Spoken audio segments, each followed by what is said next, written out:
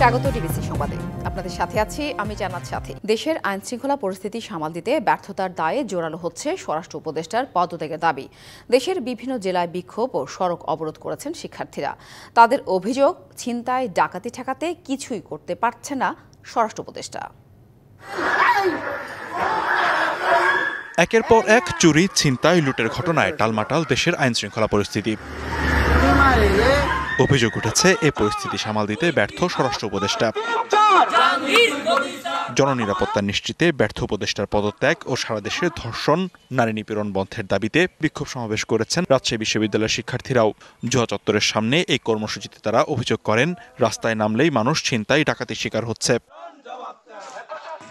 ষষ্ঠ উপদেষ্টা পদত্যাগের দাবিতে ঢাকা আরিচা মহাসড়ক অবরোধ করে বিক্ষোভ করেছে জাহাঙ্গীরনগর বিশ্ববিদ্যালয়ের শিক্ষার্থীরা। প্রায় 20 মিনিটের মতো কিন্তু প্রতীকী অবরোধ করেছি। আমরা এই প্রতীকী অবরোধের মাধ্যমে স্বরাষ্ট্র উপদেষ্টাকে এটা জানিয়ে দিতে চাই, দেশের আইন শৃঙ্খলা যেই অবনতি ঘটেছে সেই আইন শৃঙ্খলা অবনতির জন্য তিনি একমাত্র দায়ী।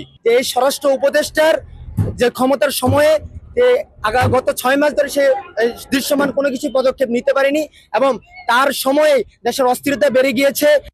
দেশব্যাপী ধর্ষণ, শিশু ও নারী নির্যাতন নিয়ন্ত্রণ করতে না পারায় স্বরাষ্ট্র উপদেষ্টার পদত্যাগের দাবিতে লক্ষ্মীপুরে অবস্থান কর্মসূচি পালন করেছেন শিক্ষার্থীরা। প্রেস ক্লাবের সামনে টানা 2 ঘন্টার কর্মসূচিতে তারা দাবি জানান, আইন শৃঙ্খলা পরিস্থিতির ব্যর্থতার দায়ে এখনই সরে দাঁড়াতে হবে স্বরাষ্ট্র উপদেষ্টাকে।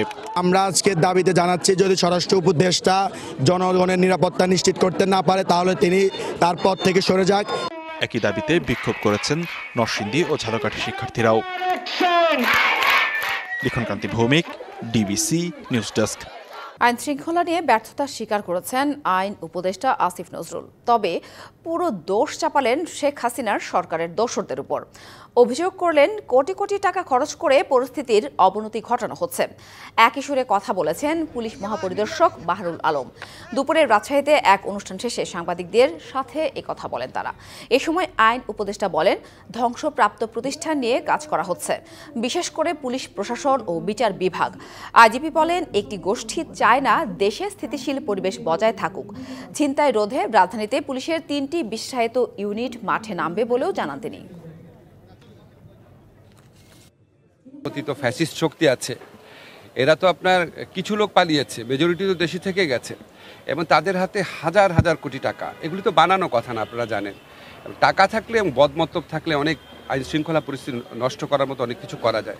ঢাকা সিটিতে স্পেসিফিক্যালি নগরের ক্রাইমটা একটু ডিফারেন্ট। আসলে এটা সারা দেশের যে টপোগ্রাফি তার সাথে পুরোপুরি মেলে না। তো এইখানটার জন্য actually we need to take a different strategy, সেটা আমরা নেওয়ার চেষ্টা করছি। নির্বাচিত সরকার দায়িত্ব না নেওয়া পর্যন্ত দেশের শান্তি শৃঙ্খলা রক্ষায় ধৈর্যের সঙ্গে দায়িত্ব পালন করতে সেনা সদস্যদের নির্দেশ দিয়েছেন সেনাপ্রধান জেনারেল ওয়াকারুজ্জামান। সকালে সাভার সেনানিবাসে আয়োজিত সেনাবাহিনীর ফায়ারিং প্রতিযোগিতার সমাপনী ও পুরস্কার বিতরণ অনুষ্ঠানে তিনি আরও বলেন, দেশ ও জাতির স্বার্থে সেনাবাহিনী এখন মাঠে কাজ করছে। এ সময় ধৈর্যের সঙ্গে পরিস্থিতি মোকাবেলা করতে নির্দেশ দেন তিনি। জেনারেল ওয়াকারুজ্জামান আরও বলেন, একজন সেনা সদস্যের পেশাগত উৎকর্ষ অর্জনে ফায়ারিংয়ের দক্ষতা অত্যন্ত জরুরি। এর আগে বিজয়ীদের মধ্যে পুরস্কার বিতরণ করেন সেনাপ্রধান। দেশ এবং জাতির জন্য আমাদের কাজ করে যেতে হবে। যতদিন না আমরা একটা নির্বাচিত সরকার পেয়ে যাই এবং দেশ একটা শান্তি শৃঙ্খলার মধ্যে আসে, কোনো ধরনের উচ্ছৃঙ্খল কাজ যেন না হয় এবং যত কম বল প্রয়োগের মাধ্যমে কাজগুলো করা যায় ততই ভালো। দেশের স্বার্থে যে কোনো মূল্যে গণতন্ত্র ও ভোটাধিকার ফিরিয়ে আনতে হবে বলে জানিয়েছেন বিএনপির ভারপ্রাপ্ত চেয়ারম্যান তারেক রহমান। 16 বছর পর খুলনা মহানগর বিএনপির দ্বিবার্ষিক সম্মেলনে ভার্চুয়ালি যোগ দিয়ে একথা বলেন তিনি। এর আগে সকালে জাতীয় দলীয় পতাকা উত্তোলনের মধ্য দিয়ে খুলনা মহানগর বিএনপি সম্মেলন ও কাউন্সিলরের উদ্বোধন করেন বিএনপির চেয়ারপারসন উপদেষ্টা আমান উল্লাহ আমান। 16 বছর পর জেলা সার্কিট হাউস ময়দানে খুলনা মহানগর বিএনপির দ্বিবার্ষিক সম্মেলনে অনুষ্ঠিত হচ্ছে। সকাল থেকে সম্মেলন মাঠে যোগ দেন নেতাকর্মীরা। পরে লন্ডন থেকে ভার্চুয়ালি যোগ দিয়ে কথা বলেন তারেক রহমান। এখানে যারা দেশনেত্রী খালেদা জিয়ার সৈনিক, আপনাদের সকলকে, আমাদের সকলকে চেষ্টা করতে হবে, অব্যাহতভাবে আমাদেরকে চেষ্টা করতে হবে যে কোনো মূল্যে বাংলাদেশে গণতন্ত্র যাতে ফিরে আসে, যে কোনো মূল্যে বাংলাদেশের মানুষের ভোটের অধিকার যাতে প্রতিষ্ঠিত হয়। আমরা যদি ভোটের অধিকারকে প্রতিষ্ঠিত করতে পারি বাংলাদেশের মানুষের, তাহলেই আমরা বাংলাদেশকে যেই সর্বনাশের যেই খাদের কিনারায় বাংলাদেশ চলে গেছে, সেখান থেকে ধীরে ধীরে আমরা উঠিয়ে আনতে সক্ষম হব। 2018 সালের 10ম জাতীয় সংসদ নির্বাচনে প্রত্যক্ষভাবে জড়িত থাকায় সাবেক পুলিশ মহাপরিদর্শক চৌধুরী আব্দুল্লাহ আল মামুন সহ 103 কর্মকর্তার পুলিশ পদক প্রত্যাহার করা হয়েছে। একই সঙ্গে তাদের পদক সংক্রান্ত গ্রহণ করা সব অর্থ ফেরত দেওয়ার নির্দেশ দেওয়া হয়েছে। সোমবার স্বরাষ্ট্র মন্ত্রণালয়ের জননিরাপত্তা বিভাগের এক প্রজ্ঞাপনে এ তথ্য জানানো হয়েছে। রাষ্ট্রপতির আদেশে স্বরাষ্ট্র মন্ত্রণালয়ের জননিরাপত্তা বিভাগের সিনিয়র সহকারী সচিব তৌসিফ আহমেদের সই করা প্রজ্ঞাপনে বলা হয়েছে, 2018 সালে 30 ডিসেম্বর অনুষ্ঠিত বিতর্কিত 10ম জাতীয় সংসদ নির্বাচনে প্রত্যক্ষভাবে জড়িত 103 জন কর্মকর্তাকে দেয়া বাংলাদেশ পুলিশ পদক বিপিএম পিপিএম প্রত্যাহার করা হয়েছে। এদিকে কর্মস্থলে অনুপস্থিত থাকায় ঢাকা মহানগর গোয়েন্দা পুলিশের সাবেক যুগ্ম পুলিশ কমিশনার বিপ্লব কুমার সরকার ও ডিএমপির ট্রাফিকের যুগ্ম কমিশনার এস.এম. মেহেদী হাসানকে চাকরি থেকে সাময়িক বরখাস্ত করা হয়েছে। জননিরাপত্তা নিশ্চিতে ব্যর্থতার অভিযোগে স্বরাষ্ট্র উপদেষ্টার পদত্যাগের দাবিতে কেন্দ্রীয় শহীদ মিনারে চলছে কর্মসূচি। সেখানে আছেন সহকর্মী কামরুল হাসান, কথা বলবো তার সাথে। কামরুল, কর্মসূচি নিয়ে বিস্তারিত কি তথ্য আছে আপনার কাছে জানাবেন?